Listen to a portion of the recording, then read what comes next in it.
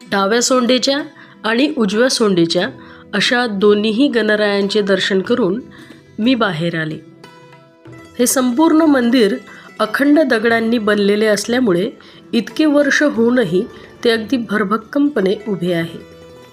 मंदिराच्या घुमटाचे निरीक्षण केल्यावर तुम्हाला त्या ठिकाणी यक्ष, गंधर्व, किन्नर यांच्या कोरलेल्या मूर्त्या दिसतात। गणरायाच्या रोजच्या सेवेमध्ये पद्मपुष्प म्हणजेच कमळाच्या फुलांचा वापर केला जातो आणि त्या फुलांचे नक्षीकाम या कलशाच्या घुमटावर केलेले तुम्हाला दिसून येते।